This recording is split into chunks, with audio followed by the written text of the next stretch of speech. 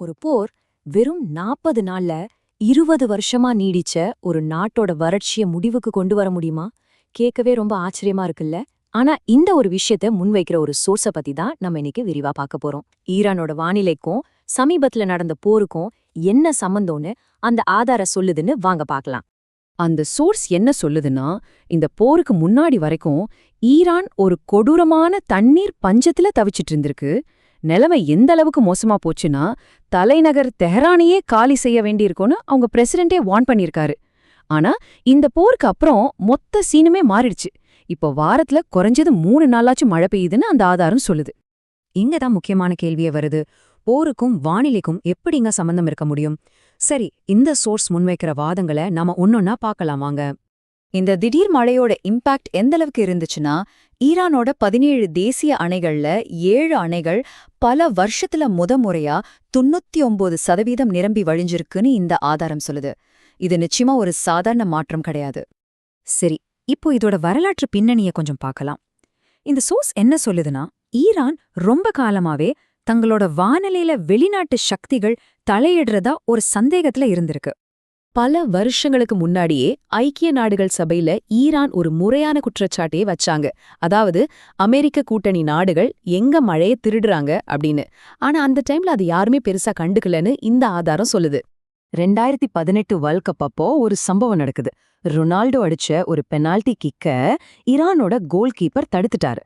அப்போ இஸ்ரேலி பிரதமர் என்ன சொன்னதா அந்த சோர்ஸ் சொல்லுதுன்னா, நீங்க ரொனால்டோவோட பெனால்ட்டிய வேணா தடுக்கலாம், ஆனா உங்க நாட்டுல இருக்கிற தண்ணீர் பஞ்சத்தை உங்களால தடுக்க முடியாது அப்படின்னு. இதுலேருந்தே பாருங்களேன், ஈரானோட வறட்சி எந்த அளவுக்கு உலக அளவுல பேசப்பட்டிருக்குன்னு. இந்த நம்பர்ஸை பார்த்தா ரொம்பவே ஷாக்கிங்கா இருக்கு. 2003ல இருந்து 2023 வரைக்கும், அதாவது இந்த 20 வருஷத்துல ஈரான் தன்னோட மழை அளவுல 67% இழந்திருக்கு. குறிப்பா 2017, 2018லாம் மிக மோசமான வறட்சி வருஷங்களா இருந்திருக்கு. சரி, இப்போ இந்த சோர்ஸோட மையவாதத்துக்கு வருவோம். இந்த பெரிய வறட்சிக்கு காரணம் என்னன்னா, அந்த பகுதியில இன்ஸ்டால் பண்ணப்பட்டிருந்த சில குறிப்பிட்ட டெக்னாலஜி தான்னு இந்த ஆதாரம் நேரடியாவே குற்றம் சாட்டுது. போர் ஆரம்பிச்ச உடனேயே ஈரானோட முதல் டார்கெட்டே பக்கத்து அரபு நாடுகள்ல இருந்த இந்த ரேடார் மற்றும் சேட்டலைட் சிஸ்டம்ஸ் தான் இந்த ஆதாரம் சொல்லுது. இதுல ஒவ்வொன்னோட மதிப்பும் 1 to 2 பில்லியன் டாலர். அப்ப பாத்துக்கோங்க, அது எவ்வளவு முக்கியமான சிஸ்டம்ஸ்னு. இந்த டைம்லைனை கொஞ்சம் பாருங்க. இதுதான் இந்த சோர்ஸோட வாதத்தோட ஆணிவேர். அவங்க சொல்றபடி 2006க்கு அப்புறம் இந்த ரேடார் சிஸ்டம்ஸை இன்ஸ்டால் பண்றாங்க. கரெக்டா அதே டைம்ல ஈரானோட மழை அளவு குறைய ஆரம்பிக்குது. 2018ல வறட்சி உச்சத்துக்கு போகுது. கடைசியா இந்த சிஸ்டம்ஸை தாக்கி அழிச்சதுக்கு அப்புறம் மழை திரும்ப வருது. இது வெறும் தற்செயல் நிகழ்வா, இல்ல இதுக்குள்ள ஒரு காரண காரிய தொடர்பு இருக்கா? இதுதான் இந்த சோர்ஸ் எழுப்புற முக்கியமான கேள்வி. இந்த சோர்ஸ் எழுப்புற முக்கியமான கேள்வி இதான். இந்த ரேடார் சிஸ்டம்ஸ் எல்லாம் வெறும் பாதுகாப்புக்கு மட்டும்தானா, இல்ல வெதர் மேனிப்புலேஷன், அதாவது வானிலைய மாற்றி அமைக்கவும் பயன்படுத்தப்பட்டுச்சா? தன்னோட வாதத்தை இன்னும் ஸ்ட்ராங்காக்க இந்த சோர்ஸ் என்ன சொல்லுதுன்னா, வானிலைய ஒரு ஆயுதமா பயன்படுத்துறதுக்கு வரலாற்றிலேயே ஒரு உதாரணம் இருக்குன்னு சொல்லுது. வாங்க அது என்னன்னு பார்க்கலாம். வானிலை போர், அதாவது வெதர் வார்ஃபேர் அப்படின்னா என்ன? சிம்பிளா சொல்லணும்னா, எதிரிகளோட நடவடிக்கைகளை தடுக்கிறதுக்காக செயற்கையா மழையா அதிகமா பெய்ய வைக்கிறது மாதிரி வானிலைய மாத்திர டெக்னிக்ஸ ஒரு ஆயுதமா பயன்படுத்துறது. இதுதான் இந்த சோர்ஸ் சொல்ற டெஃபினிஷன். இதுக்கு ஒரு முக்கியமான வரலாற்று உதாரணமா வியட்நாம் போற இந்த சோர்ஸ் காட்டுது. அப்போ அமெரிக்க படைகள் ரொம்ப சிரமப்பட்ட பகுதிகள்ல திடீர்னு மழை 30% அதிகமாயிருக்கு. பல வருஷத்துக்கு அப்புறம் அது வேணும்னே செஞ்ச ஒரு வானிலை மாற்றம்னும் சீக்ரெட் டாக்குமெண்ட்ஸ் மூலமா வெளியே வந்ததாவும், அதுக்கப்புறம் தான் ஐநா சபை வானிலையா ஒரு ஆயுதமா பயன்படுத்துறதுக்கு தடை விதிச்சதாகவும் அந்த ஆதாரம் சொல்லுது. இங்கதான் இந்த சோர்ஸ் ஒரு லாஜிக்கலான கேள்விய முன்வைக்குது.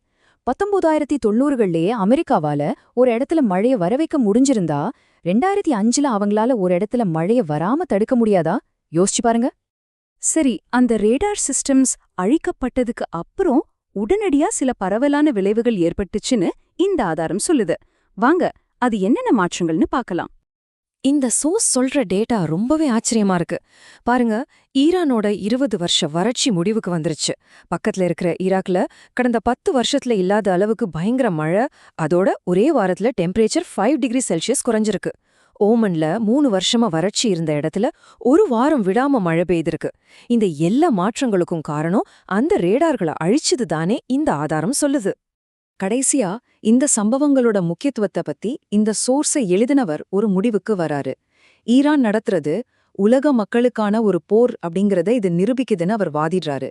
இது அந்த மூல ஆதாரத்தோட கருத்துங்கிறத நாம தெளிவா புரிஞ்சுக்கணும். அப்போ நாம பார்த்த இந்த சம்பவங்கள் எல்லாம் வெறும் காலநிலை தற்செயலா, இல்ல இந்த சோர்ஸ் வாதிடுற மாதிரி இது மேகங்களுக்கு நடுவுல நடந்த ஒரு போர்ல கிடைச்ச வெற்றியா? இந்த அசாதாரணமான கூற்றை முன்வைக்கிற இந்த குறிப்பிட்ட ஆதாரத்தோட விளக்கத்தை உங்க சிந்தனைக்கே விட்டுடுறோம்.